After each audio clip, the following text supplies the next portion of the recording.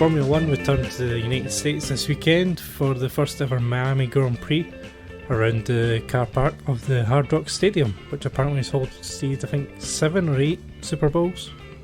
Ooh. Yeah, it's a sport I care nothing about, so we'll leave same. that there. As you just heard, I'm joined on this week's show by Nick. Hello. No Tom this week, so this will be brief, I think. No fluff on this week's show. So, first ever Miami Grand Prix and what is a custom designed racetrack, which obviously had to fit in quite a tight space around the stadium. There's water on one side, there's a freeway on the other, there's the stadium on the other side, so I think they've done a reasonable job getting a track in there. Yeah, I didn't think the track was too bad. There's the fiddly bits which were just too annoying, but considering what the constraints they had to work with, I think they did a pretty good job with it. Yeah, I mean, I don't think you can really complain compared to some of the other modern tracks that have been designed. There's 2 free overtaking opportunities on the track, which is more than most. Yeah. Sector 1, as you say, looked quite fast. Sector 3 was the big braking zone at the end of a long straight. Yes, Sector 2 with that really weird chicane in the middle. Yeah. That's the only bad bit, but apparently that is all they can do in that area because of the space they have. But we'll see. They're open to making changes for next year, so we'll see what happens. Yeah, I mean, the feedback for the drivers was kind of mixed. The one consistent was the exit of turn 14, where there was 2 crashes in practice and qualifying, just as you're going up the hill to that little chicane. Yeah. Where Ocon, I think, had a 51G impact in qualifying with a concrete wall, which, considering he was only doing, about 80 miles an hour? Yeah. That's a hell of an impact. Yeah, it wasn't a big crash to look at, was it? But it was a big impact on the car, and it cracked the chassis as well. So he had a completely new car, I think, for Sunday, because that was qualifying. He had his crash. Bottas crashed at another part of the track, I think round at turn 12 maybe, or turn 8, sorry. And then I think there was another crash here. Was it Sainz? Sainz was the first one to do it, where Ocon did. Yeah, he was still sore 2 days later as well, so yeah, that'll be getting some Tech Pro next year. Yes, I'm surprised they couldn't just do it there and then, but I don't know if Tech Pro has to be secured or what. I don't know if it's just dumped in front of it. I've no idea. Yeah, it is strange because it was a complaint throughout the weekend and nobody did anything about it, so I assume there was a reason. Yeah, aside from that, I think the track was pretty good. The only thing is it doesn't have any elevation, which is always a bit of a downer for a track, but what do you expect from a car park? Yeah, all things considered, not bad. So, quick quality roundup. The usual suspects of Williams at the back, unfortunately. Kev Magnussen didn't make it out of Q1. Ocon didn't participate at all due to his crash. Schumacher got through to Q2, so it qualified his teammate. We unfortunately lost George Russell though in Q2. It was a bit of a shock because I knew he was fastest on Friday. Yeah. The car looked terrible for him in qualifying though. It looked all over the place. Yeah, listening to the Mercedes guys speak about it, they seem to have no clue what happened because they had the setup that was cool working on Friday. They decided to push a little harder, and then when it wasn't working, they tried to revert back to the Friday setup, and it just didn't work. Yes. So they have no understanding of that car, it seems. No, none at all. It looks like it's clearly very sensitive to setup, and I wonder if I assume there were some differences in temperature or cloud cover or something that might have been the reason, but I can't think why else the same setup just wouldn't work. Apart from the track rubbering in maybe, but it still should work to some degree. Yeah, that was bizarre. Lewis Hamilton then go up to 6 behind his old teammate Valtteri Bottas, and it was a Ferrari 1-2 with Leclerc taking pole. I think, I know it changes week to week, but the Ferrari looks like the better car in quality. Yeah. quite a lot of margin. Although Max did make a mistake in his last run, which cost him. But just when you see the Ferrari going round on a one lap, you just think that's got it nailed. There were issues for Max in free practice as well, I believe, which limited his running, so they weren't able to fully set the car up properly for him, I think. Yeah. But I do agree in general, the Ferrari definitely looks quicker over a single lap. Or at least more drivable and quicker over a single lap. The Red Bull looks a little bit more nervous during qualifying. Yeah, and it's probably a bit more on the edge. Their main advantage is also the straight line speed, which will come in the race. Mm-hmm. I think that's probably it for qualifying. Yep. And then we got to the highlight of the weekend, which was Martin Brundle's grid walk, which went as well as an American grid walk normally goes for him. Yeah, at least he wasn't attacked by a security guard. No, that's true. Managed to speak to, was it Venus Williams or Serena Williams? He got one of them, the one that rejected him a few years ago. He got. I didn't see this, but Serena's the one that he's tried to interview several times before. That's it. It will be Serena then, because he finally got her. And then he tried to get Patrick Mahomes, but I think Patrick Mahomes was sitting about 3,000 miles away. Yeah. So he got someone else.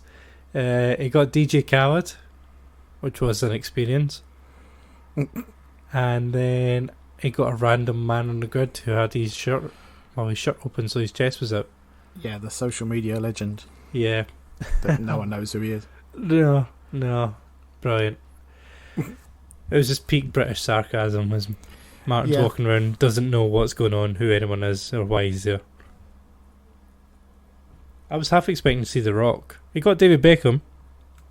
Yes, didn't he ignore him to start with, and then he managed to get a word with him afterwards? So I've heard, but I didn't see. Well, he was speaking to him as the national anthem was going on, so I think that was probably why. Yeah. But I was surprised The Rock wasn't there, or at least I didn't see him, because it was in his hometown, and he normally likes to mooch off any sport event he can. True. He's probably filming one of his many thousands of films that he's doing at the moment, though. Yeah. It won't be Fast and Furious, because they've fallen out, isn't it? But it'll be some sort of thing where he's in a jungle, in like a tan shirt. Yeah, or with his top off, or... I mean, can't blame him, I'd do that if I was him. True.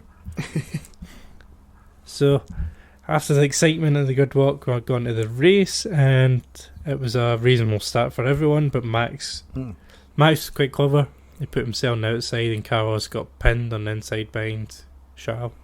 Yeah. And he was just able to go around the outside of him. Yeah, because at first viewing, I was thinking to myself, Sainz should have pushed him out more, but when you look, he really didn't have any option in that. He couldn't do much else because Charles was in front of him. And Max was fully alongside, so he couldn't do anything to push him out the way. No. It was that he just put himself in a place where it was controlled by Charles, essentially, at that point. Yeah. Wherever Charles braked, he had to basically anticipate and go early. Mm-hmm. Then Hamilton didn't go early in his brakes. He almost hit the back of one of the Red Bulls. He got pinned up then straight on the apex, and let a couple of cars past, and Alonso hit his back left tyre. Mm-hmm. It was just Fernando sticking his nose in a gap that was going to go, I think. Yeah. It's kind of one of those, on an opening lap, it's kind of fair enough, but any other time it would have been a bit adventurous. But yeah, Hamilton made a very good start as well. He just, that lock up and then having to hug the inside and jump over the curb just lost him, is it 3 places, I think? Yeah. It kind of provided the race entertainment was Hamilton pulled a couple of passes. Yeah. The one in Alonso was pure DRS, I think, from memory. Yeah, it was. The other couple, probably pretty straightforward. I think Mercedes were cool, the third car this weekend.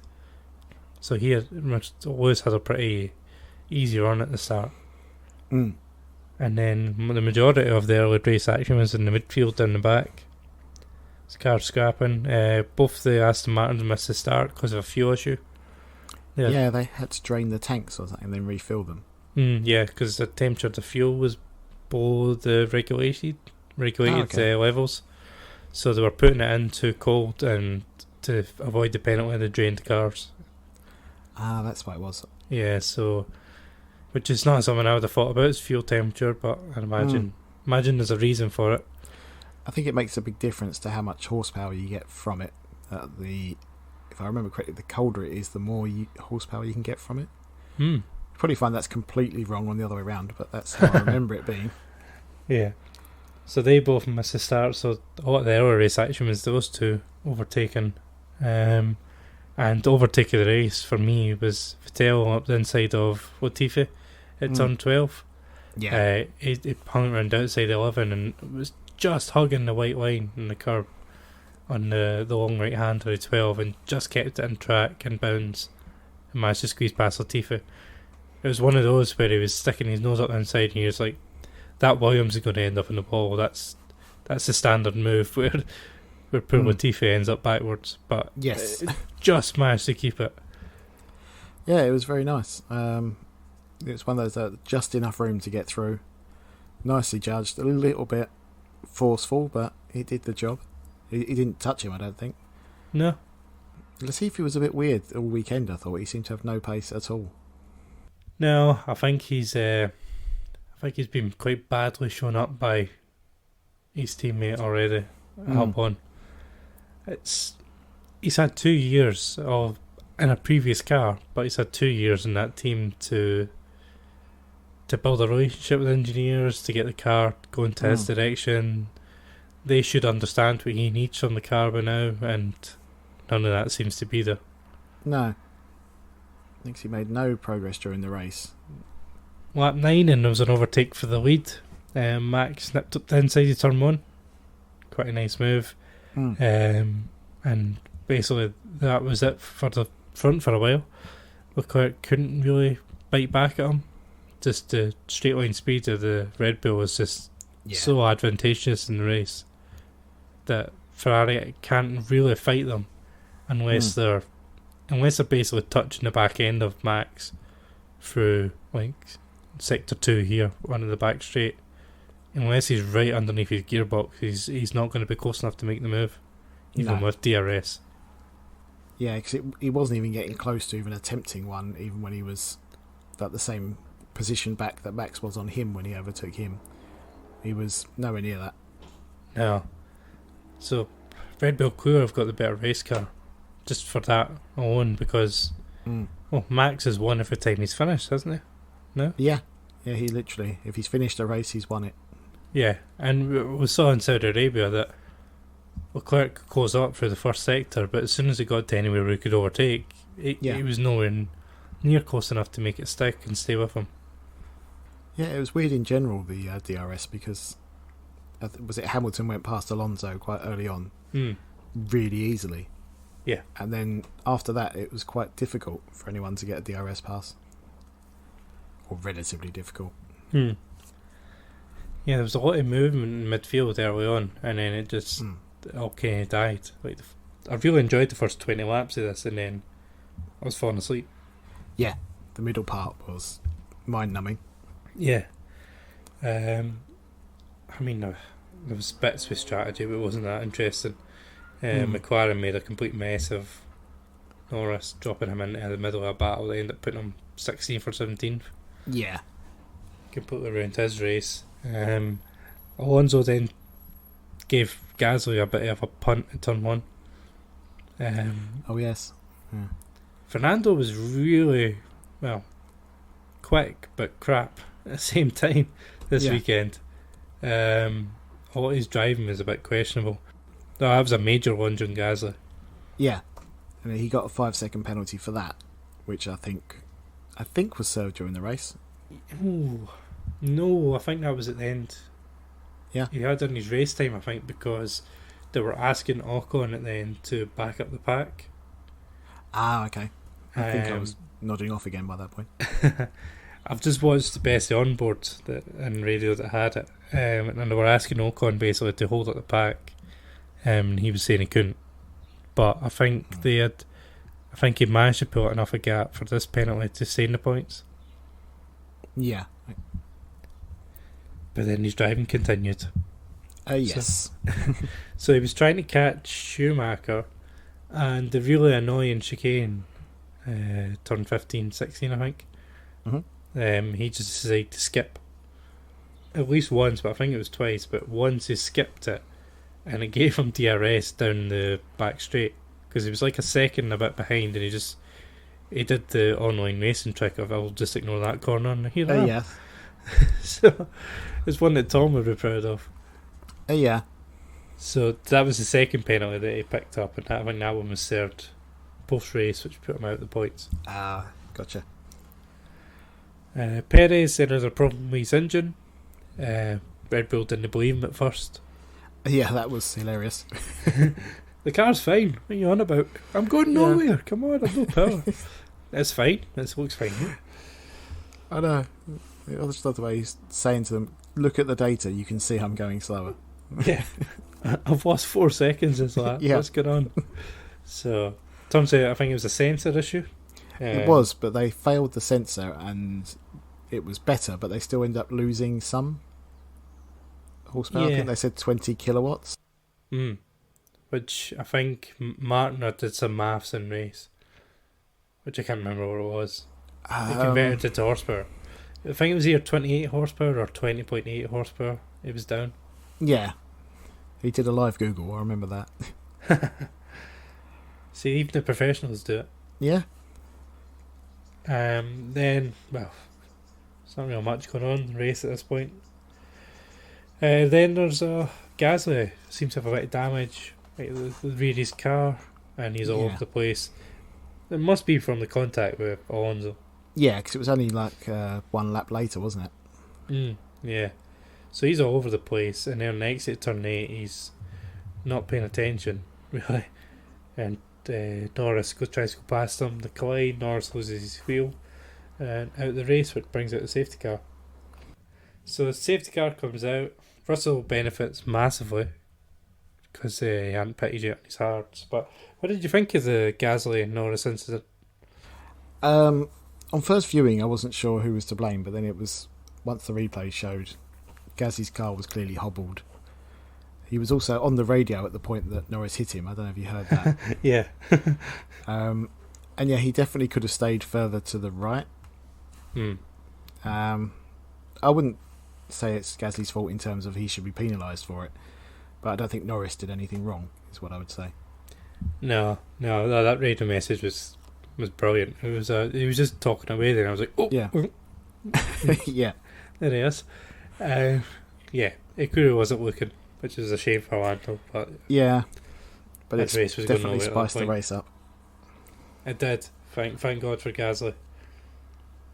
But I think they were fine afterwards because there's a picture of them both at a nightclub in Miami together. Oh yeah, I didn't see that. I think they're pals still afterwards. So safety car, Perez pits. Hamilton gets given the choice to pit, which he wasn't happy about. Yeah. He decides not to, and Russell also makes his one stop and goes into fresh mediums. What did you think of the Hamilton one? We've kind of praised them before because they've consulted with Lewis on strategy, but this is one where he felt like they gave him no information but then left it up to him. I think the problem is normally when they're consulting on strategy, it's for an upcoming call, whereas this was a call that needed to be made there and then. And they should have just said to him, pit or don't pit. And I think that's what he said. He says, you tell me, I don't know what's going on. And they told him to stay out. Yeah. But that was like a lap later than they could have pitted him. Yeah. Because I think no matter how it turned out, I believe he may have ended up behind Russell. Yes. But he would have then had the chance to fight with him on the same tyres. Yeah, that's probably the only thing, because he would have dropped the thing down towards Ocon, so he'd have a couple of cars to overtake, then he'd be fighting George. But yeah, when they had pretty much 5th and 6th in the bag, it might matter to the drivers who's in front, but it really doesn't matter to the team. No, exactly. No, I think it was overall the right call. It was just all done in the wrong way, I should say.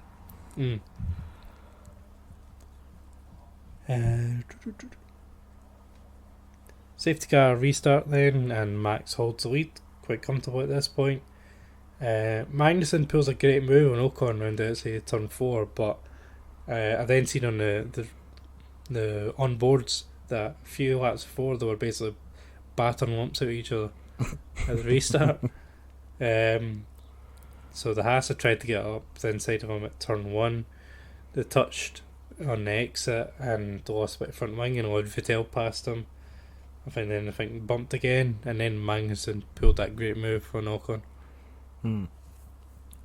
Not Ocon. Stroll. Apologies. Yes, that makes more sense. I was trying to remember how this happened. Yeah, but yeah, I remember seeing that now. Yeah. The Haases were in the wars this weekend. And then, yeah. Oh, Mick. He was on for his first points in F1. He tries to defend from Ocon down into the last hairpin. Runs them both a bit wide, which allows Vettel through, and then... I'm a bit torn on this one. Yeah, I know what you mean. So he gets a good slipstream down to turn 1. He leaves Vettel a lot of room. There's like a full car width and a bit between them. Dives up the inside. Vettel doesn't see him because he's too far out from his mirrors, basically. Turns in as if he's not there, and both collide, ruins the race. Vettel retires. I think Schumacher kept going, but was out the points. Yeah. It was one where I've watched both onboards, and I'm still not. I'm not sure I'd penalise anyone, if you know what I mean. But yeah, it's a dive from him. I'm not sure he's going to make the apex, but he's enough alongside, I think, where it's not under like Alonso or whatever, but Vettel's obviously not seen him. Yeah, that was the same thing for me, I think. The move was kind of on, but it was too late, and he definitely wasn't making the apex, I don't think. So Vettel would have to have kind of jumped out of the way for him to get through. Yeah. And I don't think that was ever going to happen, even if he did see him, which I don't think he did. So yeah, I would say it's Mick's fault that it happened, but same thing, I wouldn't say it's that penalty worthy. It was just one of those things. Yeah, I'd agree with that. I mean, maybe a bit of patience next time. But yeah, especially as he was in the points. Yeah. Up to there, and all he needed to do at that point was keep a calm head, and I think he got a bit excited. Yeah, threw it all the way up, because up until that point he'd had a brilliant race. Yeah, he's been his first good race of the year, really. And it may have been ahead of Magnussen at this point. I'm pretty sure he would have been ahead of Magnussen. I think he was, yeah. So he beat his teammate in qualifying. He was going to beat him in the race. I mean, I understand why he went for it with the overspeed that he had, but yeah, I just looking back and it's just one of those. A bit more patience, you probably would have had a fight the next lap, and it'd be fine. Learning experience. Yes. I'm sure him and Seb are still pals. Yeah, Seb did have a little dig at him where he said, it's fine, but it was stupid, or stupid for both of us. But he didn't say stupid by both of us, he said for. Right. You see where he's putting the blame then. Yeah. But yeah, I don't think it's going to affect them too much. Not unless it keeps happening. No. But I did like Martin Brundle saying you can't be friends in F1. Yeah. Making that point. It's like, it does always end in tears. Oh yeah. Especially if you're fighting at the top. Russell passed Hamilton off track, had to give it back. Then he took him around the outside of turn 11 pretty easy on the fresher tyres. Yeah. Bottas helped them both. Oh, jeez, Valtteri. It was going so well for him. He was sitting in fifth. And then I think it was Russell was trying to go past Hamilton. Hamilton defended in the last hairpin. And apparently Valtteri said he was watching them too in his mirrors and just missed the corner and bumped the wall. Yeah, and there seems to be no grip on the outside of that corner at all. Once you're wide on it, that's it. You can't get back. Yeah, because Lando had ran a little bit wide there and it just looked like it stopped the car. Yeah. Like, it just wouldn't move. But yeah, he's was unfortunate, but still a good performance from the Alphas. Just not the best result they could have had. No. Zhou had to retire at the start as well because they had a problem. And he got really badly blocked in qualifying. Oh, yeah. Which It was one of those, there's 6 cars piled up at the last corner waiting to start the lap. Some other people are on hot laps. To me, that should be a penalty for everyone in that queue, I think. Yeah, I don't know how you decide who's to blame, so I kind of agree. It's anyone who's on the racing line or near it or causing a problem should be penalised. Yeah. Nothing came of that, which I thought was weird. Then we got a wee fight for the lead. Leclerc goes up to Verstappen. Not sure why Max was so slow at this point, but he got so close to him, he kind of made a half move into turn 11, which we didn't really see because the usual F1 TV director, well, a fight for the lead's going on. Let's cut to a crowd shot. Yes. So annoying. Yep. It's brilliant. Crowd shots are the worst thing in sports. Yeah. They should be at the beginning and the end of the race. That's when you just need to see the crowd. Exactly. That's what I love about like UFC or even the way boxing is. The round, like during the fight, it's only the fight. Yeah. So that's what we want to see. The end of the round or the end of the fight, that's it. You see the crowd, you see them standing up, you might get some close-ups of them. But F1's taking the notion that, no, every 20 seconds we must cut to someone sitting on their phone. Yeah. Who knows they're being filmed and must scream at the camera as soon as they realise as well. Yes, and this being America, they do scream at the camera. Yep. So it has a half move on Max, and then Red Bull give Max more electrical deployment, and that's it basically. Yeah, it looked promising for a moment, but yeah, Max had it covered, it seems. Yeah, and then we got one of the weirdest post-race interviews I've seen in a while. With, I don't know who the guy was that was interviewing him, but it was just strange. Do you know who that was? No, they said like the legend, with American legend, but I can't even remember his name now. No, but I'd never heard of him.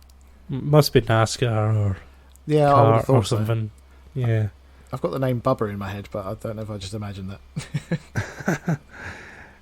You remember being watching the Bubba Watson documentary? Remember that's on your head? Possibly, but no. No, no idea. And then we got a completely... They went full American basically at this point.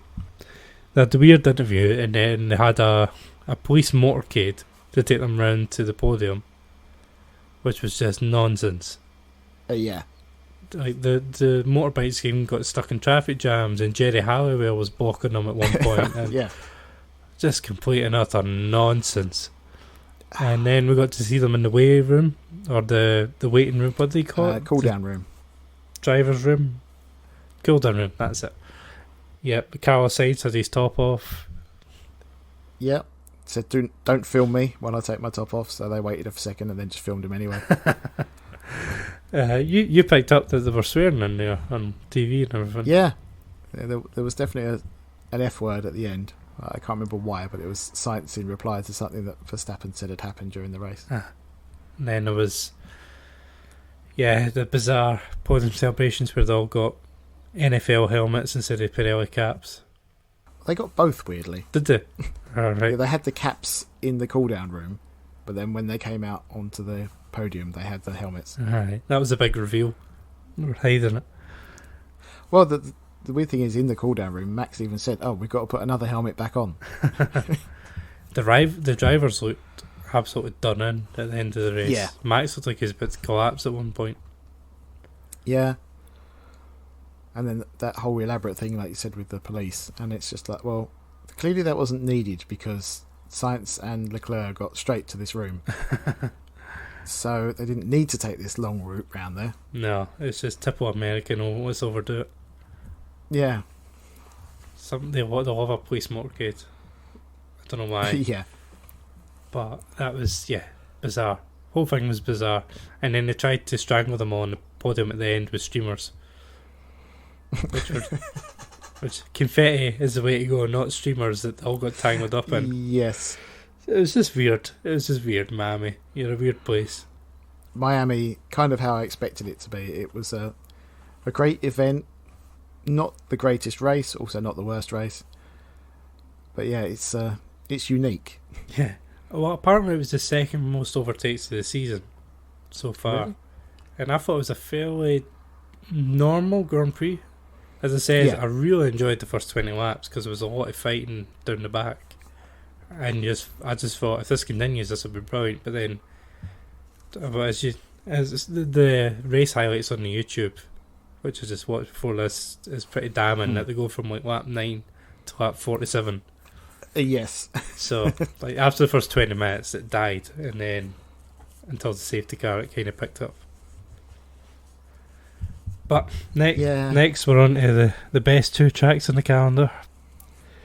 We're on to Spain, which is always exciting, and then after that, Monaco, which I'm not sure these cars will get round. In all honesty, I was thinking that they're not any wider, are they? But they're longer, so that's going to be tricky. Yeah. Spain will be interesting for Mercedes because it actually gives them the chance to correlate their data with the data they got in testing to try and see what's going with this car. Yeah, but wasn't the first test in Spain with the other car?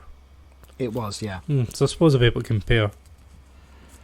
But yeah, the rumours are now that if they can't work it out from Spain, that they're going to revert back to the other concept.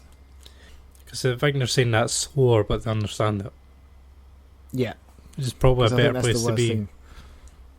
Yeah, it's a problem that they don't know how to fix. Yeah, I mean, there was actually, I've seen rumours today that Aston Martin are bringing a practically a brand new car to this race as well. Oh, really? Yeah. They could do with it. They had an okay showing in Miami, but they've had an awful season. Yeah, I'll see if I can find that. It might have been, one of those random accounts that just cheat crap, but I'll read it and believe it most of the time. But they were seems to be the Mercedes cars, basically. I've all got it wrong in some form. Yeah. But if Mercedes are going to revert back to that old car, it might be worth it in the long term. Because there's no point in cracking on for a full year with a car you can't get on top of. Unless you think it's going to be a winner next year. Yeah, because when the car is how they want it to be, it's quick. But they just cannot get it to be in that window, and they don't understand why it falls out the window so easily. So if you can't get that consistency with it, you may as well have something that's maybe a little bit slower, but you can understand how to improve it and how to be consistent with it. Yeah. I'm going to go in with an open mind in Spain. With the new cars, it might be a bit better. Yeah. I'm not convinced. No. But yeah, like you say, we haven't seen these cars racing around Barcelona before, so... Oh, there was one move that we forgot about. Perez had his lunge on Sainz. Oh, yes. The Tom manoeuvre. Yeah. It was a big lunge, but Sainz kind of moved in the braking zone, which... Like, Perez locked up going in the corner, which I don't think he was making anyway. But the little movement for Sainz probably exacerbated the problem for him. Yeah, was it Brundle was saying that as soon as Sainz started moving over, Perez had to move slightly as well, and that means that he was turning while braking, so he couldn't slow down as much. But yeah, I agree. I don't think he was making the corner, or rather, I should say, I don't think he was making the apex, but he might have made it more so he could sort of block Sainz on the way in rather than just steaming straight past him. Yeah. So, but yeah, that'll do it for the first Miami Grand Prix. The lead's down already to 19 points. So Max is closing it up. George Russell's still ahead of Sainz, which shows a horrible run that he's been on. Yeah. And Lewis Hamilton 6, 1 point ahead of Lando. McLaren were a bit funny this week as well. They didn't have much pace. No. They didn't have much luck in the race either to see if they did have any more. No. But yeah, it didn't look great for them. No. Shame. A lot of cars seem to be hot or cold depending on the track, apart from the front two. Yeah. So you might be back next week for British Touring Cars? Oh yes, we'll see. Maybe. Is it Brands Hatch, I think, isn't it? It is. Brands Hatch Indy, which is always a fun one. Yes, I do like the Indy circuit, even if they never get round it in qualifying without major incidents of blocking. Yeah. At least I've got the rule where you have a red flag, you lose your lap. Yeah. So at least I've got that. True. But yeah. Yeah, I'm looking forward to that one. Yeah, I'm going to try and catch up as soon as I get back. So I'll be trying to avoid the results. Unless you guys put a podcast, then I'll listen to it. But apart from that, I might avoid the results till Friday. Ah, yes. But yeah, it should be fun. I'm just hoping the weather holds out for it as well. Yes. And then we're back for Spain, which will be riveting. Yay. So, any more for you, Nick? No, that's it for me. So, brief look at the first Miami Grand Prix. Thank you very much for downloading. If you enjoyed this, share it, give it a review, a good one, please, on iTunes and wherever you listen to this. And we'll be back soon with Brands Hatch and also Spain. So we'll see you then. See ya.